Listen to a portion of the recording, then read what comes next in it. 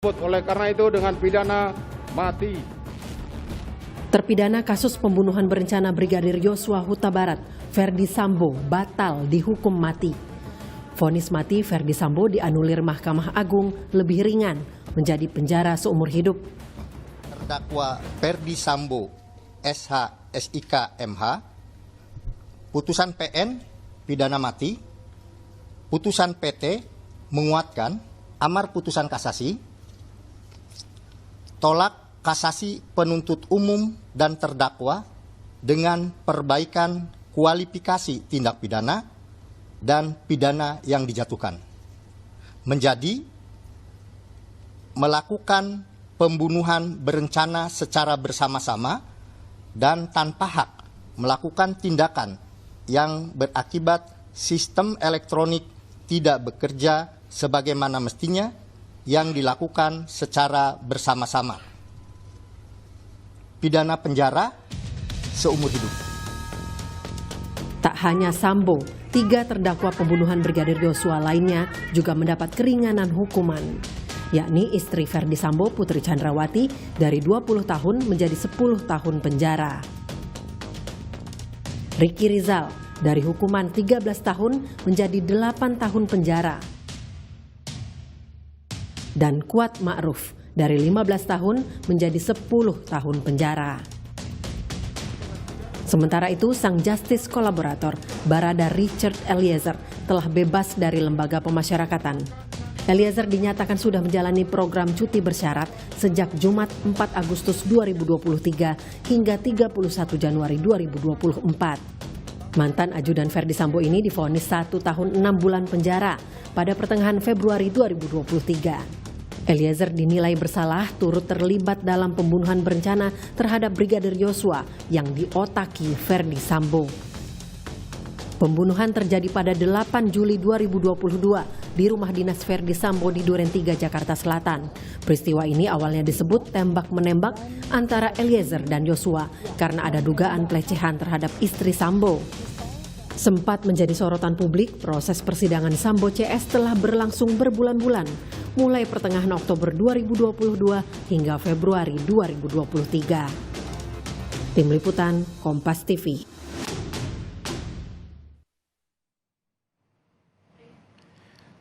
Saudara, terpidana kasus pembunuhan berencana Brigadir Yosua Huta Barat Ferdi Sambo batal dihukum mati.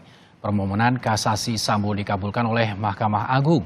Selain Sambo, terpidana lain yakni ada Putri Chandrawati, Ricky Rizal, dan Kuat Ma'ruf juga dikurangi masa hukuman penjara. Apa dasar hukum yang dapat mengubah putusan pengadilan tinggi? Lalu apa juga tanggapan dari keluarga Brigadir Yosua? Kami akan perbincangkan bersama kuasa hukum keluarga Brigadir Yosua Martin Lukas Simanjuntak dan pakar hukum pidana Hipnu Nugroho, serta ada orang tua dari Brigadir Yosua, Saudara Samuel Huta Barat. Selamat pagi, Bang Martin, Prof. Hipnu, dan juga Pak Samuel. Selamat pagi. Terima kasih telah meluangkan waktunya di Sapa Indonesia pagi hari ini. Selamat pagi, selamat pagi. Bang Martin, saya akan ke Anda terlebih dahulu. Tentu ini putusan dari Mahkamah Agung atas kasasi terhadap Sambo ini membuat kekecewaan. Dan ada pertanyaan mungkin apa yang dipertimbangkan oleh Mahkamah Agung dalam melakukan putusan ini. Bagaimana tanggapan Anda, Bang Martin? Yang pertama, ya, mengenai pembacaan putusan ya, ataupun hasil putusan. Ini saya melihat seperti main petak umpet ini, Mas. Petak umpet seperti apa maksudnya? Kenapa saya bilang seperti main petak umpet? Karena hasilnya tiba-tiba dibacakan tanpa ada pemberitahuan sebelumnya tuh. Satu-satunya yang saya ikuti adalah pemberitahuan mengenai Mahkamah Agung sudah memilih 5 hakim agung untuk memeriksa dan mengadili, dan itu beritanya bulan kemarin. Dua dari hakim adalah hakim yang pernah menjatuhkan hukuman mati dalam persidangan yang di Medan itu ya, yang hakim dibunuh oleh istri. Nah, kenapa saya bilang seperti main petak umpet? Negara ini kan diurus ya, harusnya secara transparan. Presiden Jokowi juga mengatakan usut kasus ini dengan transparan. Semangat dan komitmen Mabes Polri juga pada saat menangani perkara ini transparan. Semangat kejaksaan juga pada saat itu, Kejaksaan Agung juga komitmen transparan. Pengadilan negeri, pengadilan tinggi juga transparan. Nah ini saya bingung nih, walaupun lembaga yudikatif adalah berdiri sendiri, namun kok caranya seperti cara mengelola rukun tetangga gitu ya, dengan cara main petak umpet seperti ini, tidak menyampaikan pemberitahuan sebelumnya kapan mau divonis. Karena kalau disampaikan sebelumnya, kan kita bisa mengikuti, kita bisa mempersiapkan, kita bisa menyampaikan kepada keluarga bahwa sebentar lagi akan diperiksa dan akan dibacakan putusannya. Sehingga keluarga korban itu tidak serta-merta tahu dari media, ditanya bagaimana responnya, padahal belum ada persiapan. Nah ini yang menurut saya layaknya mengelola rukun tetangga gitu kalau begini caranya. Ini kan Republik Indonesia ini. Artinya maksud Anda Bang Martin ini tiba-tiba atau dadakan seperti itu? Iya. Ada nggak Kompas TV diberitahukan bahwa kemarin tanggal kemarin tanggal 7 tanggal 8 ya? Tanggal 8 ya? Tanggal 8 kemarin? 8 Agustus Mahkamah Agung akan membacakan vonis putusan terhadap kasasi 4 terdakwa. Ada nggak? Nggak ada. Kalau Tapi ada, informasi saya terkait sidang yang dilakukan itu ada, Bang Martin? Iya, setelah diputuskan. Oke. Setelah divonis kan. Nah itu nasi udah jadi bubur tuh. Kita sebagai masyarakat tidak diberikan kesempatan untuk berpartisipasi, mengikuti jalannya persidangan dari awal gitu loh. Ini yang masih maksud, kurangnya transparansi.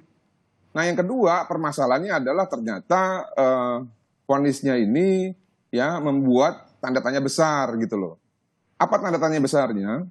Kalau untuk Verdi Sambo memang saya melihat ini sudah ke arah situ dari awal. Karena kenapa? Memang ada KUHP nasional yang baru yang memang memberlakukan ya sesuai dengan azas juga di azas KUHP kita yang lama. Apabila ada undang-undang yang baru, maka yang digunakan adalah yang lebih menguntungkan terpidana atau terdakwa. Oke lah, kita paham lah itu hak asasi manusia segala macam. Namun yang kita tidak bisa pahami adalah manakala Mahkamah Agung ya sama-sama menolak kasasi dari kejaksaan dan juga penasihat hukum ataupun terdakwa, namun ya memberikan diskon besar-besaran terhadap 3 terdakwa yang lain gitu loh, khususnya Putri Chandrawati. Padahal kita masih ingat betul delik ini terjadi akibat picuan dari Chandrawati yang mengatakan dia diperkosa padahal tidak. Nah itu sama dengan kesimpulan jaksa, sama dengan hasil musyawarah dan putusan pengadilan negeri, sama dengan apa yang disampaikan oleh pengadilan tinggi. Bahkan dia secara spesifik mengamini kata-kata saya di beberapa media bahwa Putri Chandrawati adalah pemicu terjadi tindak pidana ini. Nah bagaimana pemicu yang juga merupakan aktor intelektual hanya dihukum 10 tahun penjara dalam kasus pembunuhan berencana yang membuat Republik ini gaduh dan juga menghancurkan reputasi kepolisian gitu loh. Sampai dengan 48%. Litbang Kompas itu menurut Mas Budiman Tanureja tuh. Nah makanya maksud saya, kalau yang sudah kelihatan seperti ini aja, ya kita ini tidak ada empati terhadap korban dan kita tidak concern terhadap tindakan preventif supaya masyarakat tidak mengulangi perbuatan serupa atau pejabat-pejabat lain jangan sampai melakukan perbuatan serupa atau melakukan tindak pidana sehingga membuat negara ini gaduh. Lalu bagaimana nanti terhadap yang tidak terlihat gitu loh. Nah ini percontohan yang buruk menurut saya. Ya, tanpa melihat pertimbangan menurut saya ini adalah percontohan yang buruk. Namun nanti untuk lebih baik lagi supaya kita bisa mencerna semua apa yang dimaksud oleh hakim, majelis hakim ya alangkah baiknya segera dirilis saja lah putusan itu. Baik Bang Martin, jadi menurut Anda ini hasilnya kurang transparan dan kurang pertimbangan seperti prosesnya itu? Prosesnya kurang transparan. Prosesnya kurang transparan. Dan hasilnya tidak memberikan contoh yang baik, khusus untuk 3 terdakwa. Ya. Khusus untuk Putri Chandrawati, Ricky Rizal, serta Kuatmaruf. Baik Bang Martin, sebelum saya sapa Prof. Hipnu, saya akan sapa dulu Pak Samuel Huta Barat. Selamat pagi Pak Samuel. Pak Samuel, bagaimana Anda menanggapi dengan hasil putusan kasasi MA ini? Ya, terkait dengan keputusan Agung, ya, kami mengetahuinya kemarin sore kurang lebih setengah 7 malam. Itu pun sesudah ditelepon dia bahwa menanyakan tentang hal keputusan Mahkamah. Bagaimana tanggapan kami selaku keluarga pun ayah dari almarhum Joshua. Saya terkejut. Saya sangat terkejut. Ibaratnya saya terkejut itu ibarat disambar ke siang bolong. Kami mengerti sama sekali bahwa ada keputusan-keputusan atau persidangan Mahkamah Agung tentang ajuan di terdakwa Ferdi Sambo dan orang yang lainnya. Jadi dalam hal itu saya sarankan kepada awak media itu apa yang saya hendaki ke telepon saya tidak mengetahui hal ini, saya bilang. Harapan Anda seperti apa Pak Samuel sebetulnya?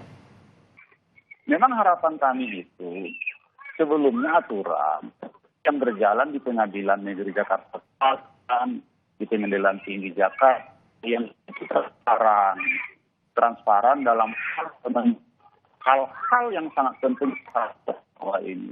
Janganlah ada tertutupi, janganlah ada ditutup-tutupi. Presiden kita udah berapa kali mengutarakan hal itu dan pakar-pakar yang lainnya supaya masyarakat ini merasa mendapat keadilan, terbuka lah.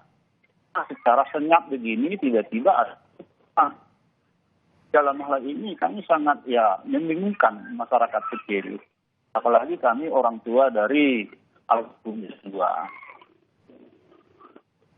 Baik Pak Samuel, jadi artinya Anda juga beranggapan bahwa ini prosesnya kurang transparan tanpa pemberitahuan. Kita langsung ke Prof. Hipnu untuk menjelaskan masalah ini. Prof. Hipnu, bagaimana Anda menilai proses sidang kasasi ini? Ya, begini Mas, saya sepakat Pak Samuel ya. Kalau kita lihat putusan PN itu terbuka untuk umum, putusan PT itu juga disiarkan media. Memang Bang Martin, pengumuman secara tertulis ada di titik ada. Tapi yang harusnya mengikuti apa yang di PT itu terbuka. Jadi media itu merilis. Nah, itu yang tidak dilakukan.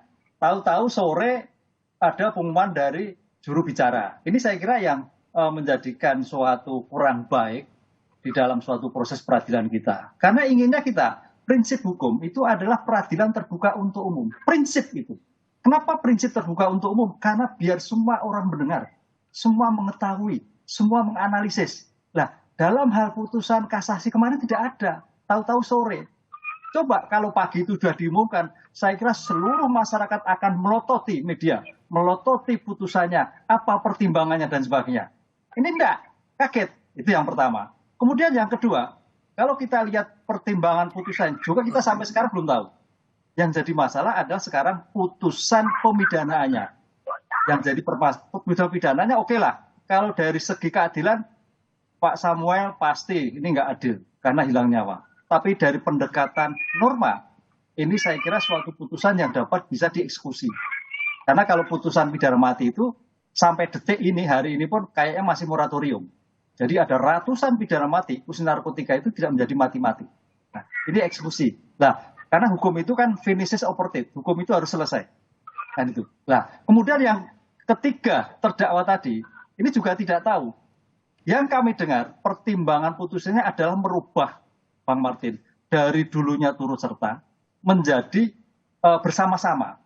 Nah, konteks turut serta ini kan kalau kemarin diskusinya adalah ada suatu relasi kuasa. Tapi kalau bersama-sama itu adalah ada suatu kehendak yang sama, meeting of men. Pertanyaannya, kalau kehendak sama, kenapa hukumannya menjadi ringan? Ini yang menjadi kita tidak tahu alasannya. Tapi memang dari segi teori, Mas Gale, hukum itu kan pidana itu kan minimal hakim itu punya keterbatasan itu hanya minimal 1 hari dan maksimal seperti pasal-pasal yang ditentukan dalam pasal yang diancamkan dalam dakwaannya. Jika memang bebas, apakah dari 15 menjadi 10 tahun, dari 13 menjadi 8 tahun, masih dari koridor. Tapi kan yang kita lihat pertimbangan amar, karena namanya putusan Mahkamah Kasasi itu adalah judek juris, bukan judek faksi. Judek juris itu ada pertimbangan hukumnya seperti apa. Apakah dalam pengadilan itu ada salah mengadili? Apakah pengadilan itu salah menerapkan hukum? Apakah pengadilan itu melebihi batas kewenangannya? Itu yang dia lihat. Itu Mas Gale, matur. Prof. Hipnu, jika Anda tadi menyampaikan bahwa dalam persidangan di pengadilan negeri terbuka, PT juga terbuka, lalu di MA ini tertutup, sebetulnya dalam sidang sebelum-sebelumnya dalam kasasi ini seperti apa Anda melihatnya? Ya, bukan begini Mas Gale. Itu terbuka, tapi terbuka dalam arti internal. harusnya yang diinginkan, karena ini kasus yang menyedot masyarakat, terbuka itu semua publik melihat. Itu loh. Ini, saya kira di Mahkamah Agung tidak tertutup, terbuka. Tapi terbuka terbatas dalam koridor di Mahkamah Agung. Yang diinginkan Bang Martin, Pak Samuel itu terbuka itu adalah terbuka semua bisa melihat media. Seperti halnya pada saat putusan pengadilan banding, apalagi pengadilan negeri. Sehingga pagi-pagi Pak Samuel bisa melihat, oh kesalahan sini, oh pertimbangannya seperti ini, dan A, B, dan sebagainya. Ini saya kira bagian dari objektivitas dalam suatu putusan. Dan ke depan saya kira ini memang harus ada suatu evaluasi putusan-putusan yang menjadi perhatian masyarakat ini. Mahkamah Agung juga harus clear. Bahkan kalau perlu ada media tersendiri untuk semua orang bisa melihat. Kayak seperti halnya Mahkamah Konstitusi. Itu kan ada media TV tersendiri. Ini ada TV tersendiri, diusahakan. Gitu loh, sehingga tidak terjadi perdebatan antara korban atau masyarakat terhadap putusan yang dijatuhkan di dalam putusan Mahkamah Agung.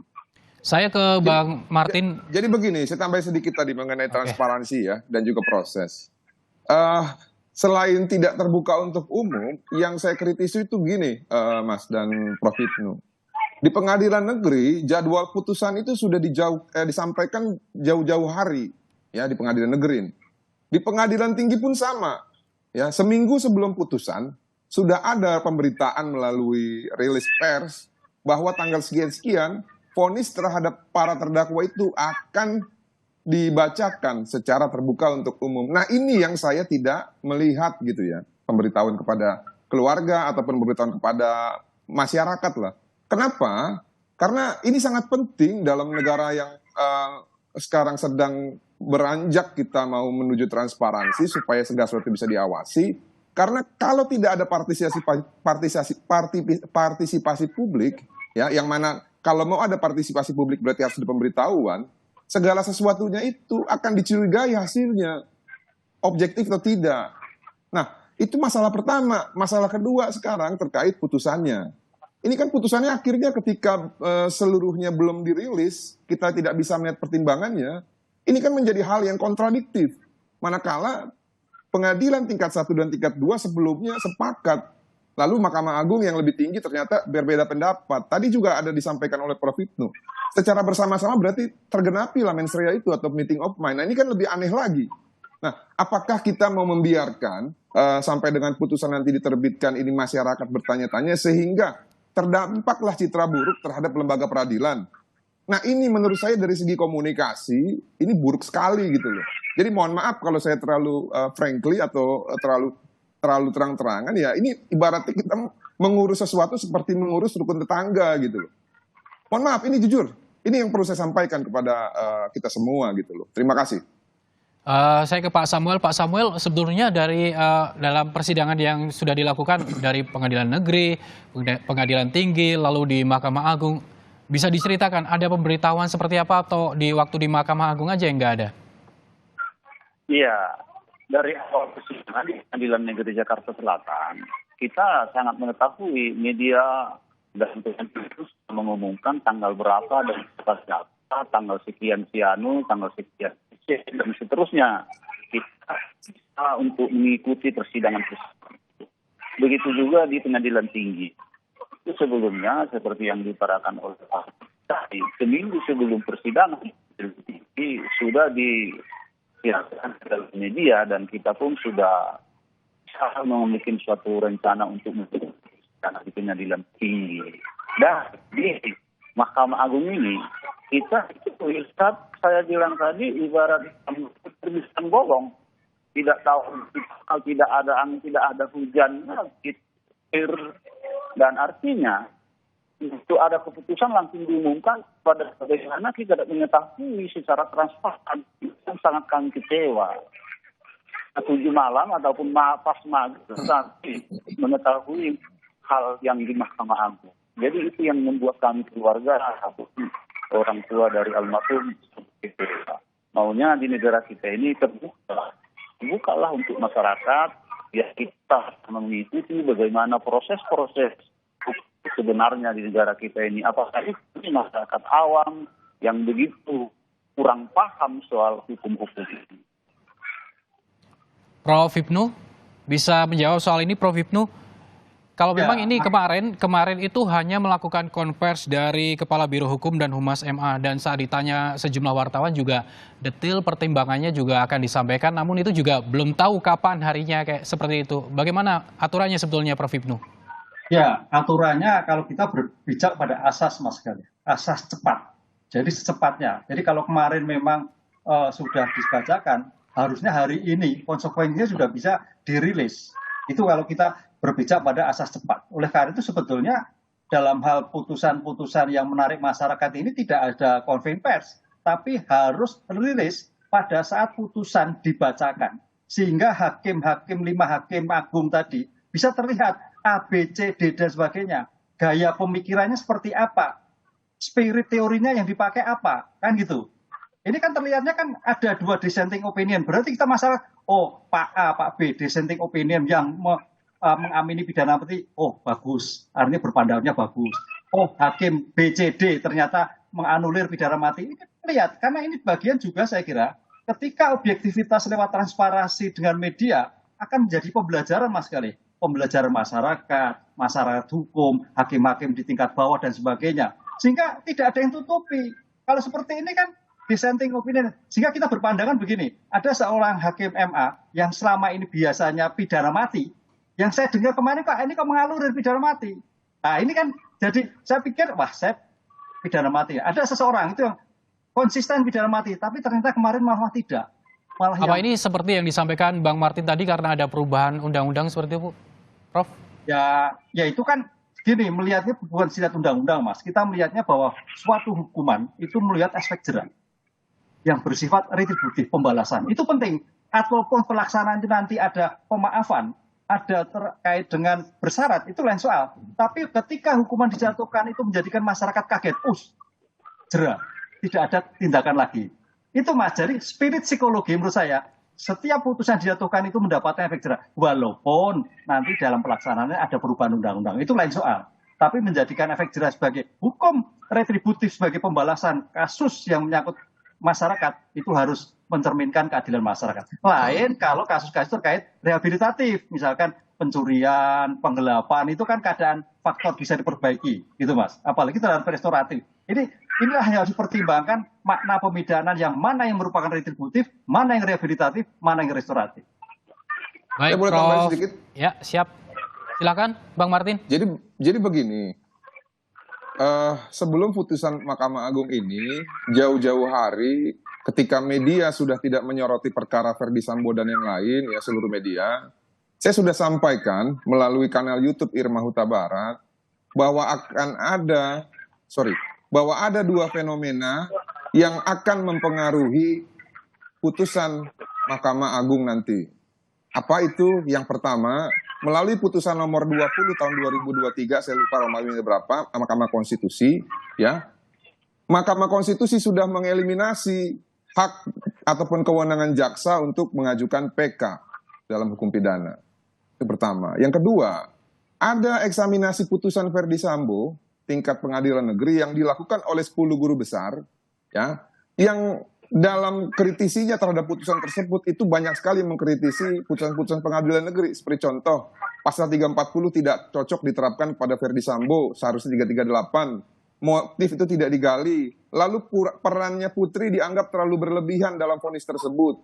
Nah, akhirnya apa yang saya khawatirkan, ya, ini terjadi kemarin. Di samping tadi proses tidak transparan tersebut. Nah, oleh karena itu, ya, sebenarnya kalau untuk korban, Mas, Pak, ini udah selesai.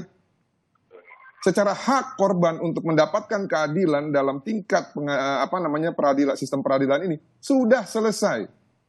Nggak ada lagi haknya. Nah, yang justru memiliki hak yang paling menguntungkan saat ini adalah terdakwa Ferdi Sambo, terdakwa Putri Chandrawati, terdakwa Ricky Rizal, dan juga terdakwa Kuatmaruf ataupun terpidana ini. Kenapa demikian? Mereka masih memiliki upaya hukum luar biasa yang bisa mengurangi hukuman mereka, tapi tidak bisa menambahkan hukumannya gitu loh. Makanya mereka ini sekarang dalam posisi yang sangat diuntungkan. Melalui peninjauan kembali ya Bang Martin ya? Iya, kita nggak tahu nanti. Hari ini mereka disunat 50%. Nggak tahu nanti senyap lagi, mungkin langsung bebas nanti pada saat PK. Kita nggak tahu. Tapi ya kembalilah. Inilah hukum di Indonesia. Jadi kalau Baik. ada orang yang bilang no viral, no justice, ya, ataupun ada orang bilang hukum tajam ke atas, hukum tajam ke bawah, tumpul ke atas, ya mereka nggak salah juga, karena ada contohnya gitu loh. Nah, contohnya yang buat siapa? Ya petinggi-petinggi ini sendiri. Begitu. Makanya ini sangat menarik untuk kajian akademisi nanti gitu loh. Ya, makasih. Ya, Bang Martin, Prof. Hipnu dan juga Pak Samuel, kita nanti akan lanjutkan kembali terkait dengan sebetulnya apa pertimbangan dari Mahkamah Agung atas putusan kasasi terhadap Ferdi Sambo, Putri Chandrawati, dan Ricky Rizal, termasuk juga Kuatma'ruf. Usai jeda, kami kembali. Kembali di Sapa Indonesia Pagi, Saudara. Kami masih terhubung dengan kuasa hukum dari keluarga Brigadir Yosua Huta Barat, ada Martin Lukas, dan juga Prof. Hipnu, pakar hukum pidana, serta ayah Brigadir Yosua Samuel Huta Barat. Saya akan langsung ke Prof. Hipnu. Prof. Hipnu, tadi seperti yang dikatakan Bang Martin bahwa upaya dari pihak keluarga ataupun korban ini tidak bisa dilakukan setelah adanya kasasi ataupun putusan kasasi ini. Menurut Anda seperti apa, Pak, penilaiannya? Ya, memang kalau kita lihat hak negara hak negara bagi korban itu sudah dilakukan baik pada tingkat peradilan pertama, peradilan kedua, sampai peradilan ketiga. Ini negara sudah optimal bagaimana negara mewakili masyarakat, mewakili korban, menuduh kan itu kan, barang siapa menuduh membuktikan. Lah ini jaksa sudah menuduh dan bisa dibuktikan bahwa apa yang terjadi dalam suatu peristiwa itu terbukti semua. Sekarang permasalahannya tergantung tinggal pidananya, kan gitu kan. Jadi aspek perumusan sudah terbukti.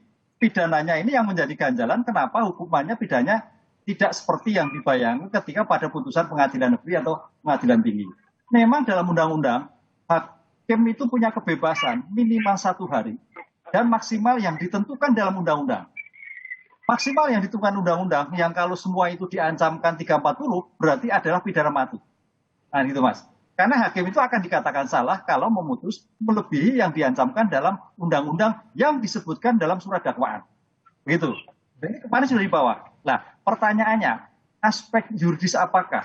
Aspek sosiologis apakah? Aspek filosofis apakah yang menyebabkan misalkan Bu PC dari 20 menjadi 10 tahun? Dari Kuatma'ruf dari 15 menjadi 10 tahun. Dari Ricky Rizal dari 13 menjadi 8 tahun. Ini yang kita belum muncul. Sebetulnya kalau kita melihat terminologi Undang-Undang Kejaksaan yang baru, Mas Martin, ada kemungkinan bahwa jaksa itu bukan PK. Tapi kemarin sudah di Mahkamah Konstitusi tutup, wah enggak boleh. Ya, itu sebetulnya mengantisipasi sebetulnya kalau memang ada suatu masalah yang krusial. Jadi sebetulnya permohonan di Undang-Undang jaksa bisa PK itu bukan karena dalam rangka untuk penggunaan secara umum, tapi secara spesial. Kaitannya barang bukti yang belum terlihat dan sebagainya. Itu sebetulnya. Tapi ya sudah, karena kita taat hukum, Mahkamah menyatakan tidak bisa. Ya udah. Nah, oleh karena itu saya kira sekarang tinggal bagaimana hukuman yang sudah dijatuhkan di sini terhadap majelis PK nanti itu betul-betul mencerminkan keadilan. Karena tadi sampaikan Bang Martin, putusan PK itu tidak boleh melebihi putusan yang dijatuhkan pada tingkat kasasi. Jadi kalau artinya Bu PC itu 10 tahun ya bisa tetap atau bisa berkurang. Gitu. Baik Prof. Hipnu. Pak Samuel, untuk menanggapi hal ini, berarti artinya kan sudah tidak ada yang bisa dilakukan oleh pihak keluarga terkait dengan putusan Mahkamah Agung terkait dengan kasasi Sambo, Putri Chandrawati, Ricky Rizal, dan juga Kuatma'ruf. Lalu apa sudah merasa ikhlas dengan putusan ini, Pak Samuel? Yang pertama, itu ya merasa kecewanya di Mahkamah Agung ini. Itu yang pertama.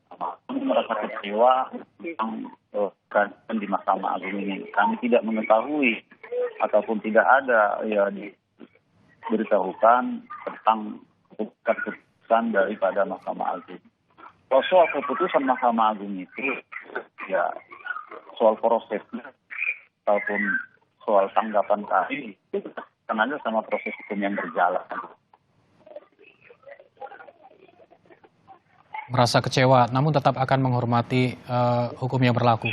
Seperti itu, Pak Samuel. Iya, tentu kita negara hukum tentu menghormati proses hukum yang sudah berjalan. Saya ke Prof. Hipnu kembali. Prof. Hipnu, sebetulnya dalam sidang kasasi seperti yang dilakukan kemarin itu, apa pertimbangan dari para hakim saat menentukan hukuman bagi terpidana, Prof? Ya. Karena di kemarin waktu konversi itu disebutkan ada perbaikan kualifikasi dari hukuman para terdakwa ini. Bisa dijelaskan, Ya. Prof? Ya, makanya tadi saya katakan gini, kasasi itu, hakim kasasi itu ada 3 koreksi terhadap putusan pengadilan sebelumnya. Adakah putusan ada cara mengadili sudah benar? Apakah melanggar undang-undang? Apakah melampaui batas kewenangannya? Dan ini yang menarik, Mas Galih, sebetulnya kita berharap bahwa hakim kasasi ini biasanya hanya 3, ini 5. 5 itu saya kira memberikan bagaimana menjadikan perhatian Mahkamah Agung terhadap perkara ini. Kan itulah. Tapi oleh karena ini mudah-mudahan dari 5 ini menjadikan bobot putusan Mahkamah Agung itu berkualitas. Saya takutnya 5 nanti tidak berkualitas. Kan itu loh. Karena pertimbangannya begini, tadi yang kita dengar kemarin, bahwa hanya merubah yang tadinya turut serta menjadi bersama-sama. Nah, turut serta bersama-sama, kalau turut serta itu tergantung pada individu. Individu terkait dengan Kuat Ma'ruf perannya seperti apa. Kan itu turut sertanya. Bu PC seperti apa, Ricky Rizal seperti apa. Yang kita dengar kemarin adalah bersama-sama. Berarti ada kehendak yang sama, meeting of mind yang sama. Kesimpulannya, kalau itu berarti pidananya paling tidak minimal sama seperti yang ditentukan oleh pengadilan tinggi, tapi menjadi berkurang. Nah, berkurangnya inilah yang harus kita lihat nanti bagaimana aspek pertimbangan yuridis sosiologis terhadap masing-masing terdakwa yang bersangkutan. Ini yang kita belum tahu. Apakah Bu PC karena melihat seorang perempuan yang mungkin karena masih punya anak, keluarga, sedangkan suaminya di bidang seumur hidup, kita tidak tahu. Apakah terhadap Kuat Ma'ruf hanya sebagai mungkin pembantu, kemudian tidak tahu, kita juga tidak tahu. Inilah yang kita tunggu, Mas Galih. Nanti kita coba kalau kita eksaminasi dari putusan itu, apakah putusan mencerminkan suatu putusan betul-betul sempurna seperti yang kita inginkan bersama. Bang Martin, sebelumnya apakah Anda sudah memprediksi akan ada pengurangan hukuman terhadap para terpidana ini, Bang Martin? Saya sudah prediksi jauh-jauh hari. Memang kasus Ferdi Sambo ini ya, beliau ini memang sangat sekali diuntungkan oleh faktor alam ya. Kenapa saya bilang faktor alam? Ya semua sih memang terjadi tidak karena kebetulan ya. Karena memang sudah ada ancang-ancang dari pendahulu-pendahulu kita akademisi hukum untuk merubah KUHP yang lama menjadi KUHP baru. Namun memang karena putusnya di 2023 dan juga ada azas hukum yang mengatakan bahwa apabila terpidana ya dalam menghadapi proses hukum dihadapkan dengan 2 hukum ataupun pasal yang satu memberatkan dan satu menguntungkan, maka yang dipakai adalah menguntungkan. Nah ini kan aturan hukum harus kita terima memang, tapi kan memang kembali lagi tadi fenomena-fenomena ini di samping fenomena yang 2 tadi ya, jaksa dihilangkan kewenangan untuk PK dalam putusan Mahkamah Konstitusi dan juga ada eksaminasi dari 10 guru besar yang juga ternyata salah satunya itu adalah wakil menteri gitu ya. Nah ini kan fenomena-fenomena yang sudah saya prediksi dari sebelum putusan yang akhirnya benar-benar terjadi. Apakah ini mempengaruhi? Tentu ya mengenai hak dari korban. Tentu ini sangat mempengaruhi. Nah, mengenai pertimbangan, apakah ada hubungannya dengan kajian dari 10 guru besar? Nanti kita lihat. Karena kan semua masing-masing ada naskahnya. Ya, baik yang hasil eksaminasi putusan maupun pertimbangan majelis hakim dalam putusan Mahkamah Agung itu semua ada. Nanti kita akan compare apakah pertimbangan itu mirip atau tidak. Kalau mirip ya berarti memang faktor geografis tadi itu semuanya kan sebuah kebetulan, tapi kebetulan juga menguntungkan. Nah, khusus untuk Bapak Ferdi Sambo ya, saya itu memang melihat penjara seumur hidup memang jauh lebih sakit ya buat terpidana ketimbang dia dieksekusi yang mungkin kalau dieksekusi dia tidak punya kesempatan untuk bertobat. Makanya saya berharap betul ya dalam memori kasasinya beliau ini, baik yang dibuatkan oleh penasihat hukum itu nanti ada satu instrumen yang sifatnya itu pengakuan ya. Karena kalau memang ada pengakuan di situ ya saya pikir mungkin nanti keluarga bisa legowo lah ya. Kalau memang benar-benar itu gitu loh pertimbangannya. Namun yang lebih penting begini Mas. Tadi yang disampaikan oleh Prof. Ibnu bahwa putusan ini sudah bisa dieksekusi dalam artian sekarang kan Pak VFS ini ditempatkan di rutan Makobrimob. Ya. Ini menurut versinya ya, walaupun saya nggak tahu benar nggak sih di penjara. Nah, seharusnya pagi ini sudah bisa dieksekusi, rekan-rekan media sudah bisa melihat ada kejaksaan ya datang ke Makobrimob dan mengambil Bapak FS dan diberikan ke rutan tempat di mana dia akan menjalankan pidananya. Nah ini yang kita nanti nih, ya. Karena kasasi ini sudah berkekuatan hukum tetap itu ya Pak? Iya, supaya masyarakat, apalagi keluarga korban mengetahui benar nggak sih Pak Ferdi Sambo itu ada di penjara, benar nggak sih Pak Ferdi Sambo itu sekarang sedang direhabilitasi oleh negara karena melakukan tindak pidana. Kan ini yang kita nanti-nanti nih, ya. Nah kalau benar, ya puji Tuhan, alhamdulillah, berarti penegakan hukum itu berjalan dengan benar gitu. Walaupun dalam terpidana yang lain, keluarga harus dihadapkan dengan kenyataan pahit, ya. Dalam hak terakhirnya ternyata hukumannya didiskon besar-besaran. Nah, saya nggak tahu nih, apalagi nanti Ricky Rizal. Ricky Rizal kan 8 tahun nih. Ya, nanti PK ternyata jadi cuma 2 tahun. Nanti banding lagi, bisa lagi jadi polisi. Ya nanti semuanya serba kebetulan. Saya juga bingung nih, kadang-kadang akhir-akhir ini negara ini sering banget kebetulan gitu ya. Makanya ini jadi pertanyaan besar juga kita lah, ya. Makasih. Baik, Bang Martin, saya ke Pak Samuel. Terakhir Pak Samuel, mungkin apa yang ingin disampaikan atas putusan kasasi ini dari pihak keluarga? Kalau soal terkait putusan Mahkamah Agung ini, kami tidak banyak kami cuma merasa kecewa itu saja, merasa kecewa. Begitu tiba-tiba ada pengumuman atau dari juru bicara Mahkamah Agung, tempat terdakwa itu sudah temannya dari hukuman mati dari 20 menjadi 10, dari 15 menjadi 10, dan dari 13 menjadi 8 tahun. Jadi, dalam hal inilah kami yang sangat kecewa. Tentu itu ada proses pertimbangan oleh Mahkamah Agung. Tapi dalam hal ini kami sangat berharap ke depannya ini proses hukum yang berada di negara kita maunya seperti yang diutarakan oleh Presiden. Baik, terima kasih Pak Samuel. Terakhir untuk Prof. Hipnu, singkat saja Prof. Ini tadi kan atas putusan kasasi ini apakah memenuhi rasa keadilan? Lalu apakah ini juga akan mempengaruhi kepercayaan publik terhadap pengadilan? Singkat saja Prof. Ya, kalau keadilan saya kira bisa ditanyakan ke Pak Samuel itu. Keadilan itu banyak pendekatan pada keadilan si korban atau keadilan masyarakat. Ini versinya sendiri-sendiri. Atau bagaimana dengan pengaruh publik itu? Ya, tapi kalau terhadap kepercayaan pengadilan kayaknya tercederai. Tadinya yang sudah memberikan suatu dukungan penuh dengan putusan Mahkamah Agung itu agak sedikit menjadikan turun kembali.